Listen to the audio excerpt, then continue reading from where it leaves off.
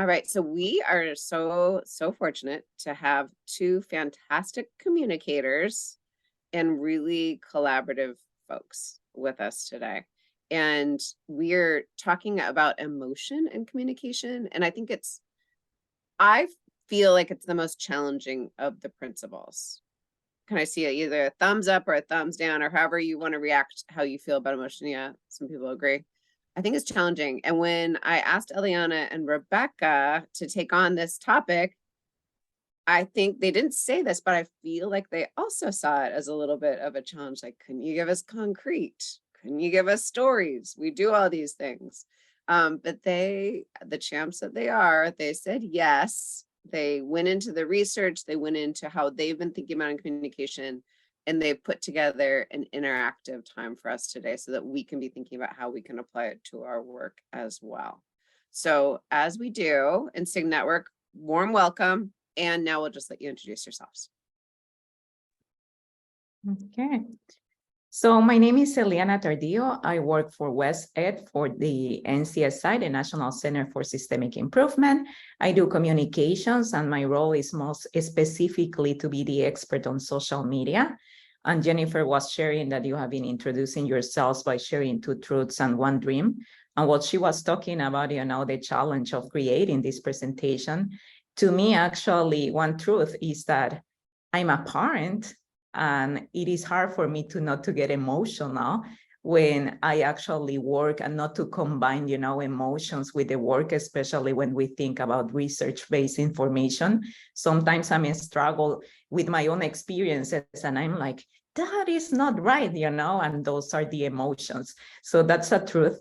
The other truth is that my mother was a teacher, and something that I knew from the very, very beginning, from young age, is that I didn't want to be involved with education because it was way too boring. And I ended up having 2 children with Down syndrome. And my whole life became actually education and believing in education. So those are my 2 truths. And my dream is to create this bridge of collaboration that is going to make information accessible to everyone, so we all can be a part of the systemic improvement of education. And I am Rebecca Hornak. I am an implementation and communication specialist with NERN, working on the SysEP Center project. It's funny, when we were asked to discuss emotions, I'm like, are you sure you want me to? I'm a very logistical, very straightforward former school administrator type person. And so I find it very challenging at times to draw emotion into research and sharing out content and information. But I think I've fine-tuned it over the years. When I was reflecting upon my 2 truths and a dream, though, 2 truths. 1, I agree with Eliana. I am struggling right now as a parent and as an educator, and holding that balance in regards to what versus what you see going on in your child's school, and when you get involved, and keeping your emotions out of it, but still being very passionate and wanting to support all kids. Another truth, I celebrated recently, just yesterday actually, I am from the great state of Michigan, and there's been some movement to the modification of our 3rd grade reading law, which a number of us are cheerleading in the background. We are super excited about that shift. And then a dream that I have is actually a little non-work related. I have a dream of someday being a fictional writer. And so I've been playing in the background with my writing skills and fine-tuning that a little bit. So it's right up the alley of drawing in those emotions. So I'm super excited to talk about the concepts today. And I think, Eliana, you're going to kick us off. Yes, I think we are ready. So Kelsey is gonna share my presentation and we can start. Okay, so now that you heard Rebecca, you know why we are here. She is the person full of logic. I'm gonna be sharing a lot of emotions and why emotions are important. So we are gonna be talking about the role of emotions in communication. We can go to the next slide. So something that happens all the time is that we believe that we know what we are talking about. So I wanted to start by actually talking about what emotions are. According to the Library of Congress, emotions are an adaptive response part of the vital process of normal reasoning and decision making. And I think this was so important, this piece was so important to be shared, because sometimes we don't realize that actually emotions are the reason why we do what we do, and they drive all our actions. Emotions are so personal. They begin inside us, and they become social because we express our emotions through the way in which we act, even in the ways that we don't act, right? Or when we don't react, it is because we are driven by our emotions. Our emotions are highly influenced by the environments we move on. They are a communication tool. They link to all our needs, and actually they are reflected in our conscious experiences. In other words, emotion tells us how to feel in response to a given situation. But most importantly, emotion drive our actions. They trigger action readiness, preparing us to act in one way or the other. For a long time, and this is the important part in here, emotions have been attached to being weak. And sometimes we feel that if we use emotions, probably we are not going to be as professionals as we are expected to behave, right? So even sometimes we consider emotion a way to get distracted or to distract others. However, there's not such a thing like emotion-free, and that is something that we have to keep in mind. Even when we choose to not to use emotions, we are using an emotion to make that decision.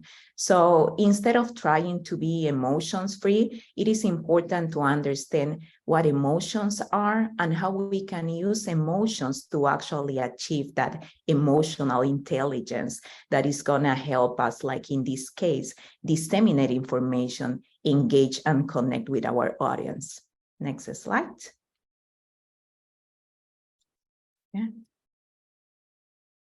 So how is emotion connected to the science of communications? So in the science of communications, emotions are considered to be a super weapon of marketing and advertising. As we know, when we watch TV, when we go on social media, it's all about emotions, right?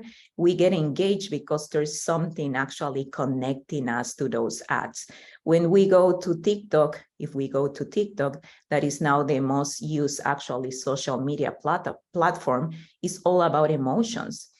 And something that I see all the time when I bring this conversation about emotions in the workplace is that for many people's emotions means like manipulating others to do something that we want, right? There is this like perception that emotion is something bad. Like when we use people emotions, we are basically using people.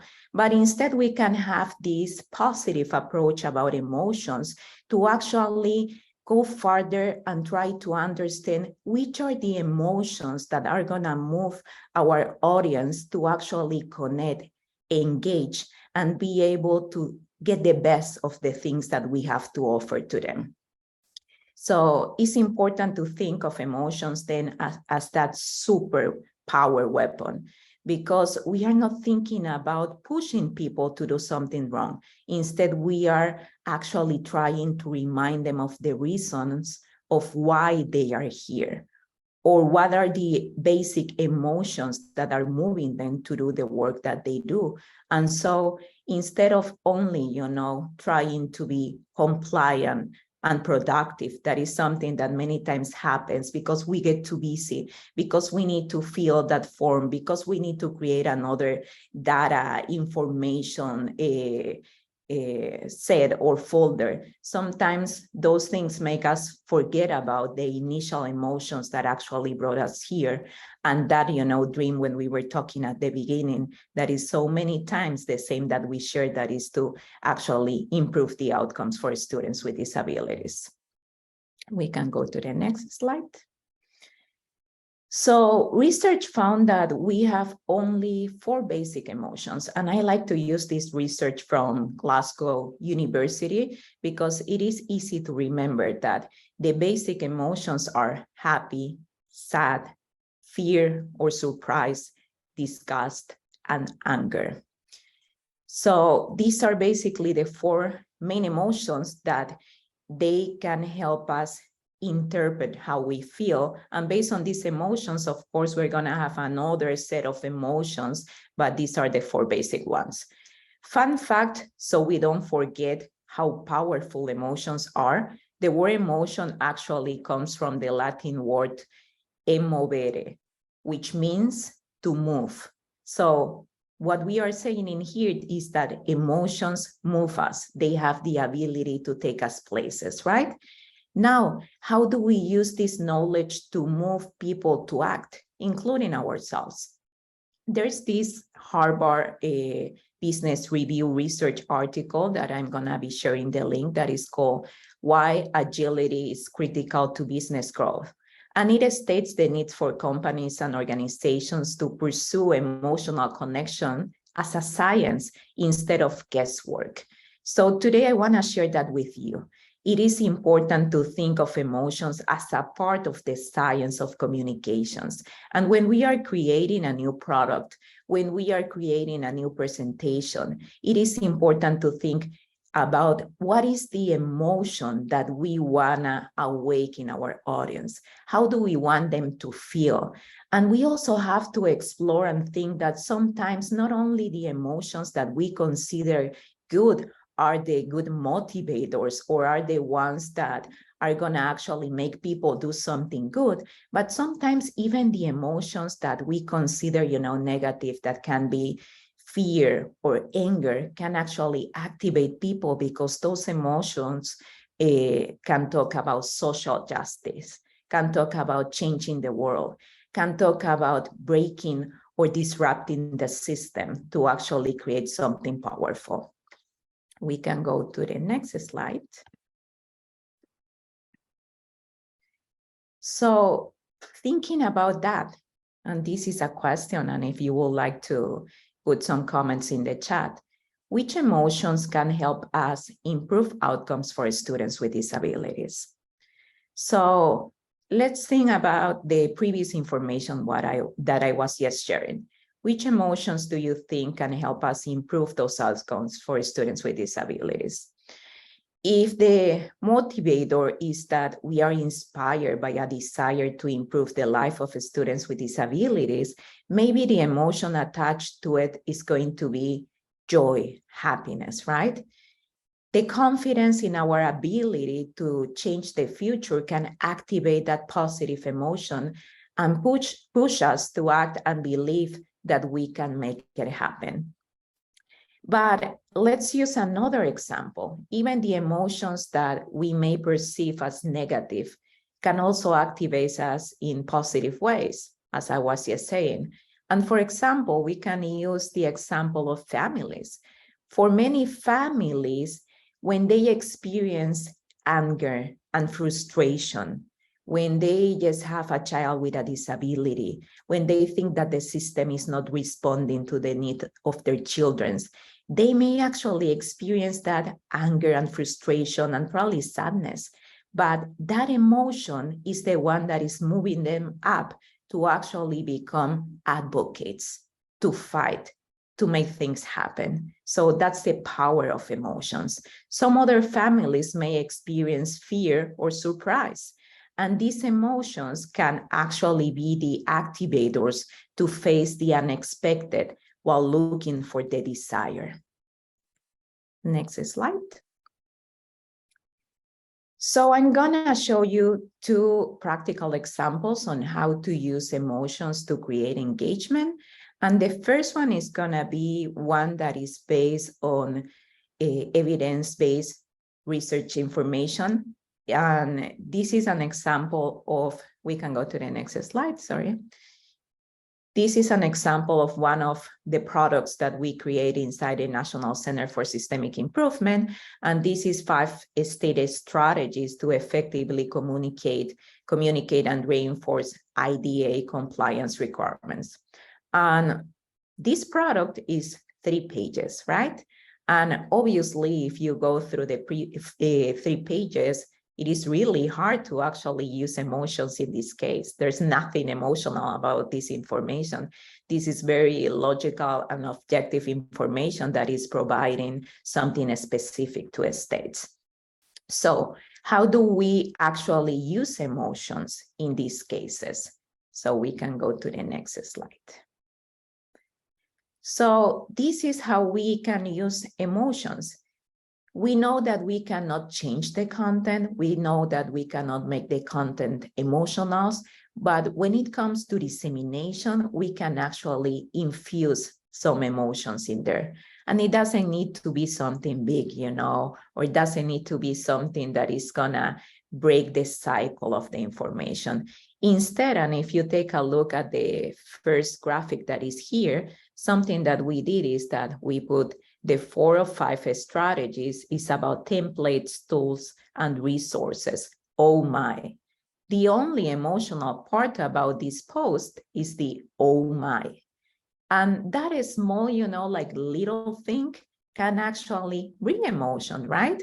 So it makes something that probably is like cold, boring into something like can get your attention easily. So bringing that emotion when we actually create the dissemination can be as easy as this. We can go to the next one. And for that, I want to give you some engagement reminders because I do work with researchers all the time. And I know how they feel and I know their emotions when I'm talking about dissemination and asking, like how can we bring emotions?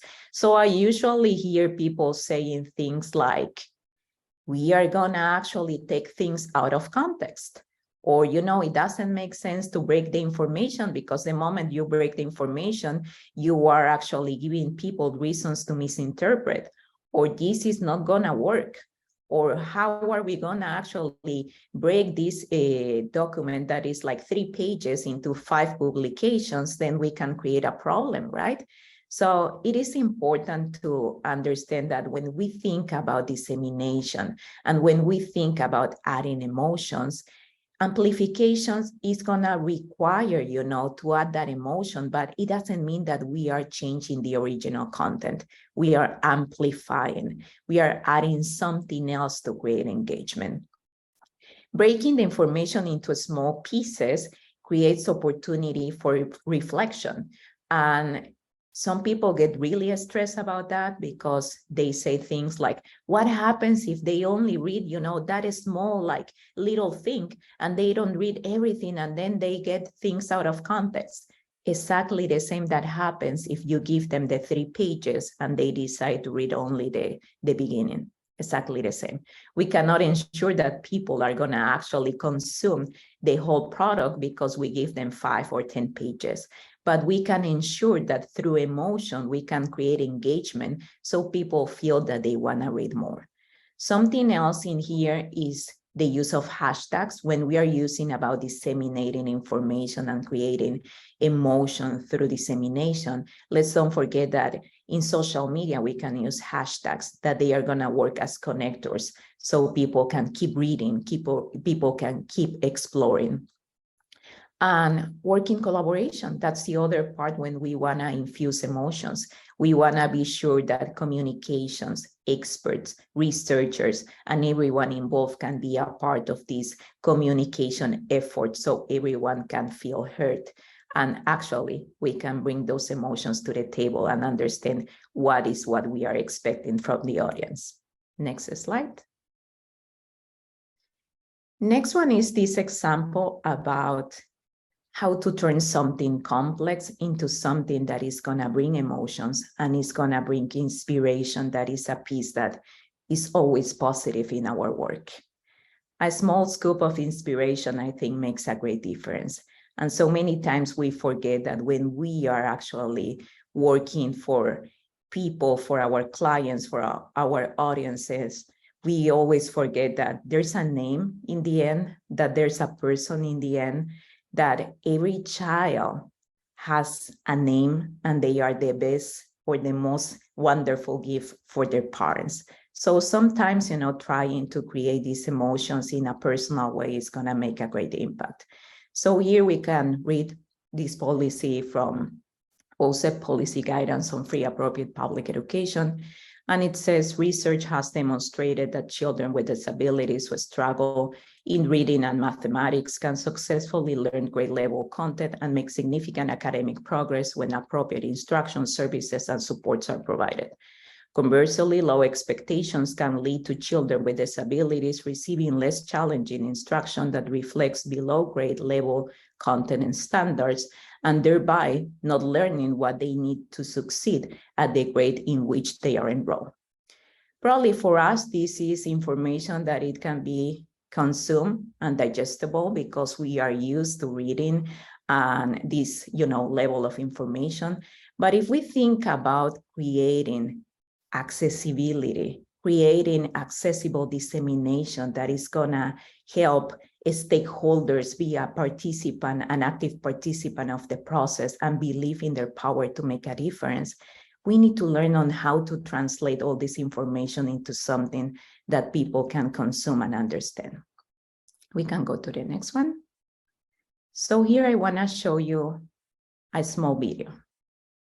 And Kelsey, if you can please play that video. And we cannot hear.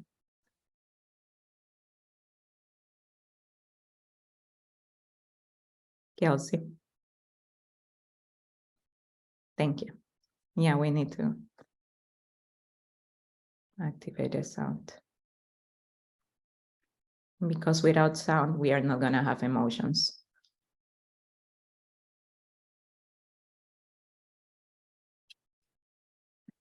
Or I can try to play mine too, Kelsey, if you want.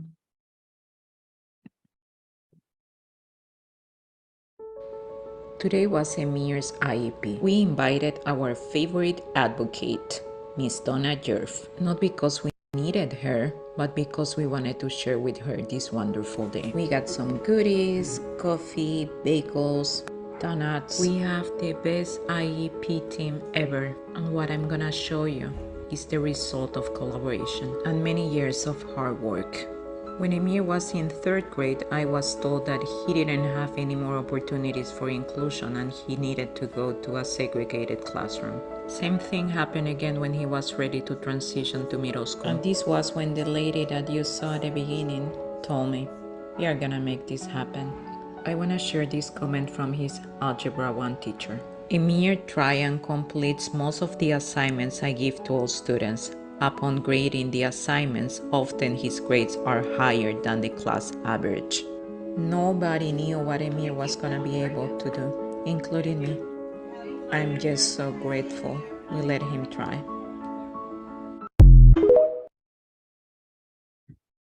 And I'm not promoting my TikTok, but it happens to be there. But thinking about how to turn something complex into something that can actually bring emotions in a good way. This for me is the best example to show you how emotions work. Here we are talking about how important it is to believe. Here we are talking about collaboration. Here we are saying this is not something that we can do alone. Here we are saying like what we said at the very beginning, when students with disabilities get the right supports and services, they can be successful. Here we are saying, yes, they can do better in reading and mathematics. I'm talking about a child with Down syndrome who is actually my son calls himself like a genius in math, and he's really a genius. We are talking about all the chain of emotions going from, I don't know, I need help, I'm sad, I'm frustrated, to the final actually emotion that is all together we made it happen. And I'm gonna add to this that my son is gonna be the first student to graduate with a regular diploma with a modified curriculum. And it has been a chain of emotions. And the best tool that we have used have been actually emotions. Emotions to understand that we all want him to be successful. Emotions to understand that when we think that we don't know what else to do, that emotion of wanting the best for a child, for every student, is what is gonna help us keep moving on. And as we said at the very beginning, Emotion is that, e movere, to keep moving, to move on and to make a difference. That's the power of emotion. We can go to the next slide. And thank you for sharing your emotions in the chat. I saw them. So you can share your emotions for a couple of seconds and then we can go to Rebecca. Thank you.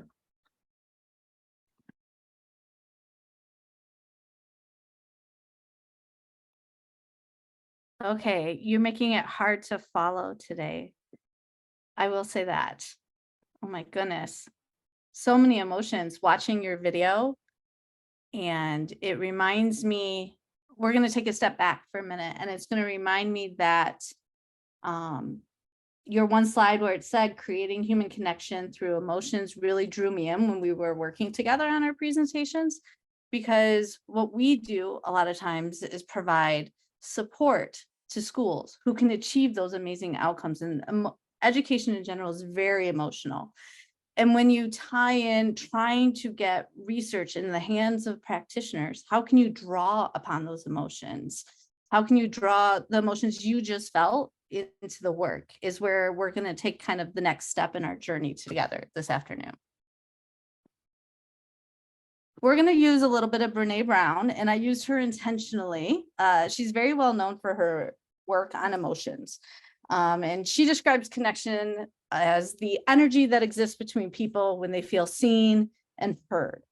I'm using Brene Brown for a couple of reasons. One, she has a ton of research and literary reviews on emotions, but she also follows the success principles that are located in Made to Stick.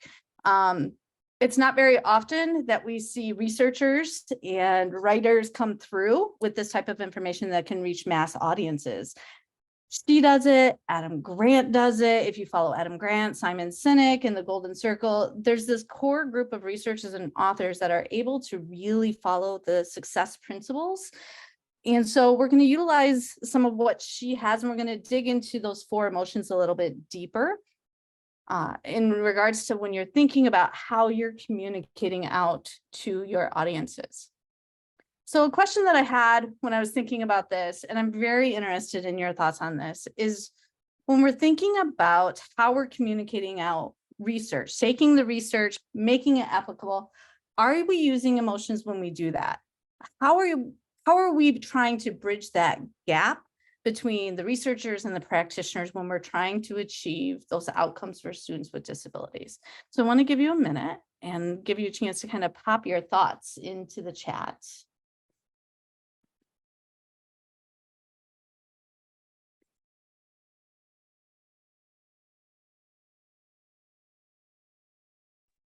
Becca, will you say the question one more time? It's a little bit different than what's on the slide. So Sure. my brain needs to. Why is there a gap between research and practitioners in trying to achieve outcomes with students with disabilities? What we're finding is how do we get that research into the hands of practitioners? And what role does emotions maybe play in that? Okay, got it. Thanks. Turnover is a challenge. I agree. Educators are struggling right now.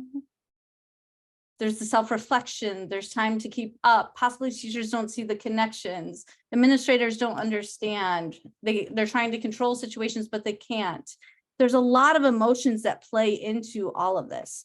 When we're thinking about how information is being shared to the teachers, to the districts, to the administrators, it's being able to translate it in a way that they can connect to. And we do that through emotions, just like Eliana shared. So Brene Brown breaks down emotions into 84 different emotions. So we can go even deeper. One thing to think about when you are examining what you're producing and how you're trying to support is that we're all searching for connections in the work. When we receive a piece of information, we're trying to connect to it, whether it's through belonging, fitting in, trying to make that connection. But a lot of times when it's not communicated or connecting to them emotionally, they feel disconnected from it. There's insecurity. I don't know how many times I have read a piece of information that's been sent to me, and I feel totally disconnected from it because I can't relate to what they're trying to get me to do. I don't hear myself in it. I don't see myself in the work. Additionally, Things are often uncertain or too much information. A lot of times we throw a ton of information at educators saying, you need to do this, you need to do this. Here's your evidence-based practice. Here's your systems work. Have 3 or 4 goals. Make sure you're achieving your objectives, your outcomes. And at the same time, they're dealing with all these different challenges within their system and within their district. That leads to feeling stressed, overwhelmed, the anxiety, the worry, avoidance. It can lead to excitement, but dread, fear, and vulnerability. All of these kind of are bottled up in our educators right now when we're thinking about how we're going to support them and how we're trying to get information in their hands to help support them. And sometimes the research is just beyond us. There's a lot of articles, there's a lot of work out there that can lead to confusion. One piece of research is telling me to do this, another is telling me to do this. If you want to go ahead and listen to some really good podcasts on the science of reading right now, there's a lot of confusion out there around those pieces and the moving going around. So it's knowing how people react, the emotions that they have when we're trying to convey information to them so that they're not feeling overwhelmed, so that there's not confusion. We want them to have awe and wonder and pique their interest, be surprised. At SysUp and NERN, our role is very research-based in supporting agencies with implementation science, how to embed it into their work day to day, how to really use implementation practices to reach those targeted outcomes for students with disabilities. What we're finding though is the information lacks emotion. It lacks connection for people. It can be overwhelming. We hear that quite a bit. It's confusing at times. Many of you may be familiar with our Active Implementation Hub, for example. Our Active Implementation Hub is just one of many resources we have, but this is where we house a lot of the work.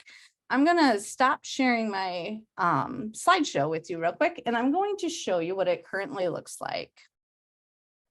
So this is what it currently looks like. Pretty straightforward, lots and lots of text, lots and lots of information as we're going through. And what we heard the most was we're missing the human element. There's no stories, there's no emotion. It's not simple, it's quite complicated. It's concrete and it's credible, but we're missing that humanizing piece to really relate to educators and professionals that want to use the information. We met with a number of focus groups to learn about what emotions they wanted to draw, what humanizing meant for them. And we've turned it into this. This is the new site. You'll see where we've gone through, we've added imagery, for example. Imagery is a great way to draw people in with their emotions. I'm going to go ahead and go to Teams, for example. We're utilizing images from our partners to say, oh, that's us, to get them excited, to see that human connection to the work.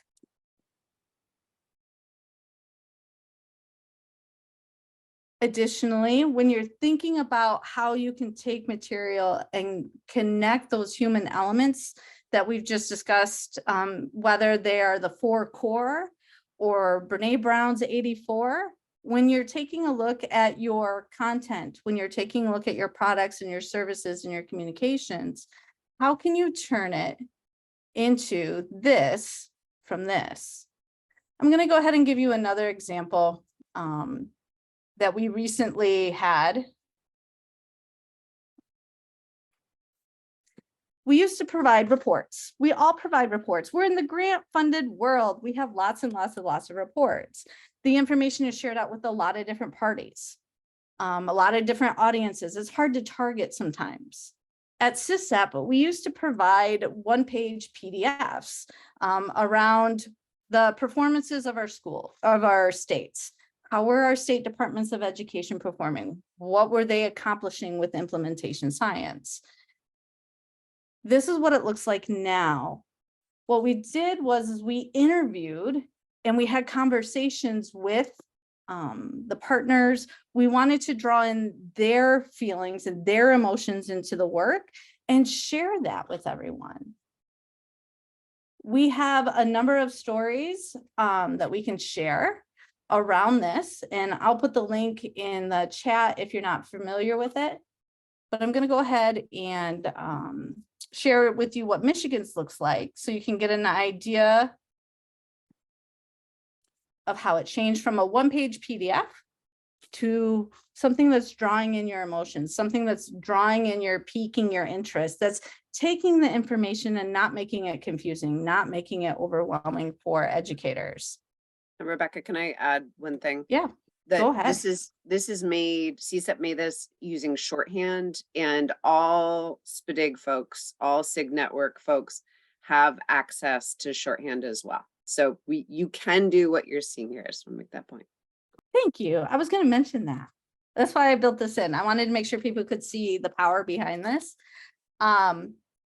So not only can you build in imagery, which draws in people and makes them want to dig in more, we interviewed them and incorporated their interviews directly into the story. So you could hear their emotions and how proud they were of the work and what they've accomplished. They share not only the successes, but also the challenges that they have as they're going through and utilizing implementation science and the research. And it's just a totally different way of approaching communicating this information in regards to how you simplify it, draw in those emotions, draw in individuals, and allow them to share their own feelings. You'll find that by taking this information and creating it this way, that educators feel more seen and heard. We're utilizing various different platforms to draw in emotions, such as through podcasts and through videos. It just brings another element into providing an opportunity to share information out in a different way. So now it's your turn. We wanted to give you an opportunity to really think about how you're communicating information out. We can do this one of two ways. Thank you, Kelsey, for putting in the shorthand link. I appreciate that. We use it a ton. Additionally, we have, let me pull up our link so you can check out some of our different stories that are available to get some ideas. Some of our states are starting to get quite creative, but if you go to our TA site, all of the states that have shorthand stories are available there.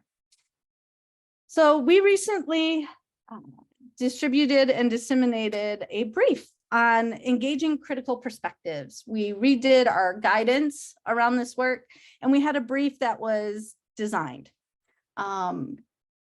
The team and I, we kind of tore it apart. And what we found was when you look at the success principles, it's lacking emotion. I went ahead and put it in the chat for you. I'm going to be vulnerable here. It's one of my skill sets. I like to put myself out there, but we felt it was missing a humanizing element to this brief. Here we are talking about the importance of diversity, the importance of bringing people to the table, but between the imagery and the language, it really does not attach to an individual's emotions. I'm trying. Eliana pointed out a lot of different ways you can do that through social media, right? Drawing in that reflection, drawing in the nuggets. We're trying through that element, but I also really want to draw it into this brief. So just taking a quick gander at this brief and thinking about how can we make this more humanizing through the use of emotions? How can we make a better connection? How could you make this better? It's a lot of information. It's too much information. It's very overwhelming when you first start to read it. So how could we have simplified it so that people didn't feel that overwhelming nature to it? Is it readable? Is it beyond what the audience we're trying to reach and they're just going to get frustrated and not read it? Or on the flip side, does it pique your curiosity and make you want to learn more? How would you promote it on social media?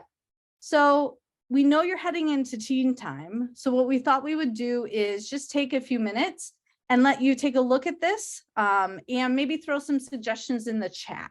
And then I'll give you what your next steps are. So it's going to be quiet for a minute. It's going to be that awkward educational pause. Let me add something, Rebecca. Go Sometimes for it. I love that you are sharing that you are making yourself vulnerable, because for making changes, we have to be brave. And sometimes we don't say what we want to say because we feel, that fear that maybe if I say it, I'm going to be too emotional, or people are going to think that I'm way too emotional. Sometimes, that's the only way to make it happen, to actually take the risk and try to do something different. Thank you.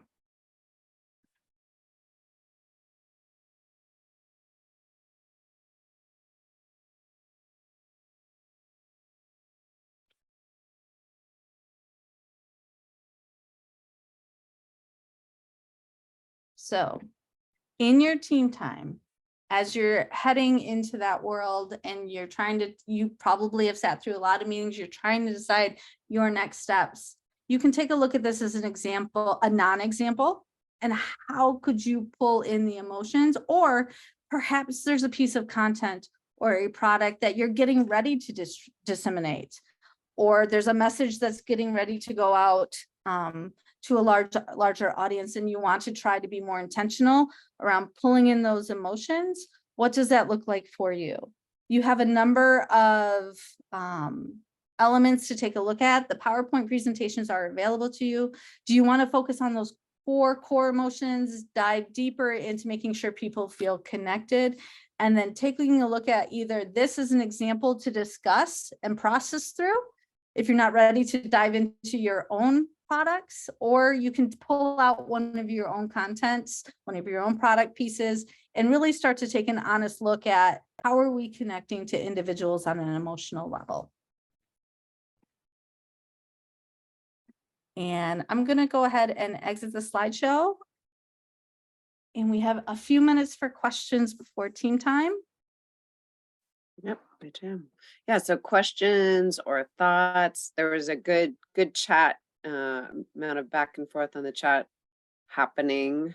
And I saw Rebecca and Eliana both saw the comments about Sold a Story, how it tapped to emotion for people listening to it in a way that the Reading Wars, I guess, hadn't done. I don't know. The Reading Wars were emotional, but it was between researchers often, and this actually not democratized, maybe democratized. It brought in a larger community into the conversation and tapped into positive emotions.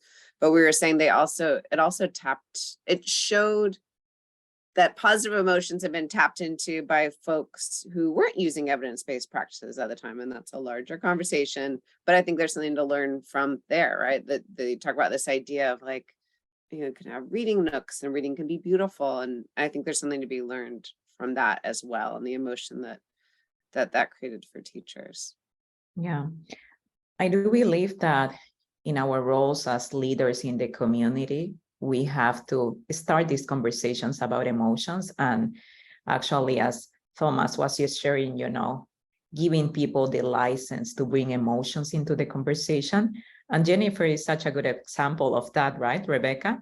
We are a part of the community of practice, co-leading the community of practice. And she's always starting every meeting like, let's share something, personal. Let's talk about this, And I feel that's how we feel so confident and at the same time, comfortable talking about emotions, because we have learned that we can be emotional in the good way, and actually share our emotions. So to me, that will be a call of action to all of you. You can change the conversation, but actually being vulnerable and talking about emotions, recognizing that we are all, full of emotions.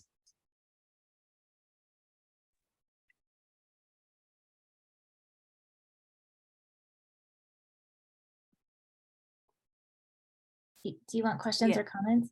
Either one, Rebecca. It's good to see you. Yes. I just wanted to say, I mean, I love this so much. And it made me think about, my dissertation research was on teachers who are amazing at connecting and engaging students who are chronically disengaged. And one of the strategies, one of the teachers that was in my study used was emotion and storytelling. And she would have these students who normally don't pay attention in class at all. They're super disengaged, always having behavior referrals. And they would just be hanging on her every word because she was telling these stories. And she was so human to them, and they could see her pain and they could go, wow, she gets it. And, she gets 2 years of, reading growth a year, but it was like she used that emotional storytelling to really hook them to connect with her and want to be engaged in her class. Yeah, something that the new generation is doing, Generation C, that actually we always talk about, that they don't have, like much attention anymore. They cannot, like read a full page. It is real. They do have a new way of communicating that is basically transforming these like super complex like ideas and things into a 1-minute reel. That's an ability, right? Because they are engaging. They are actually discovering a new way to communicate. So many times we feel like they are not doing a good job in so many things compared to us, but they are doing such a good thing, that is creating a good way to communicate. So that will be my other recommendation. It is important to keep an open mind and try to actually take a look at the people that is trending this new generation to understand how can they turn something complex into 1-minute video and become, like so popular.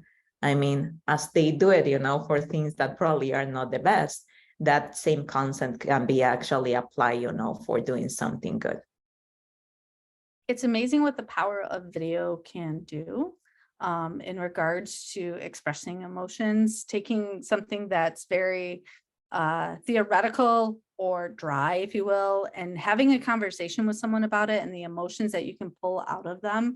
I think probably, when we think about implementation science, it's kind of dry. I get excited about it. I know Rebecca gets excited about it. But we've tried intentionally to draw emotions out of our team members and our folks through video as well. And video editing is easy, just like Eliana indicated, like between TikTok and YouTube and putting videos up on other social media platforms and utilizing them in your website. It's a really easy way to get a big bang for your buck when it comes to drawing people into the emotions.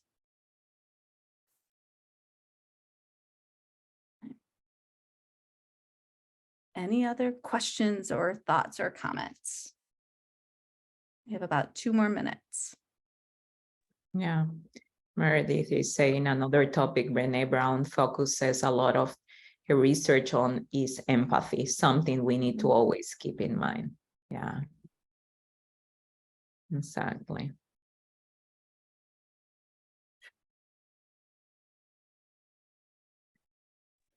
Love that. Tom Delaney, Gathering of Nations, right, Tom? Going to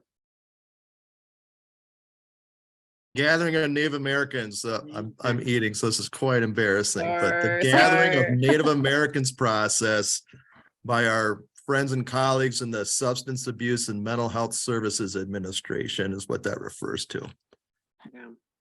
Yeah, and Eliana and Rebecca, and some people who are with us at the conference weren't there last year either, but our keynote speaker last year, Stephanie Autumn, she had 1 hour, but she really kicked us off for the next year in thinking about relationship and learning from Native American communities. And we have a Native American working group, we call it NOG affectionately, that actually started from a Zoom lounge. I don't know if it was the first or the second day. That's after the typical conference day. People met up, had this interest together, and it's been going strong ever since. And so we had a training about the GONA method from the Tribal Technical Assistance Center. It's kind of a special thing, but so much of this, we have to rediscover it, but it didn't ever go away for some communities. Right, we are at time, so I want to join everyone in a big round of applause for our speakers taking on a challenging topic and making it real and interesting and applied to our everyday work. As Rebecca was sharing, and I can put the link in again, there is a link to the document.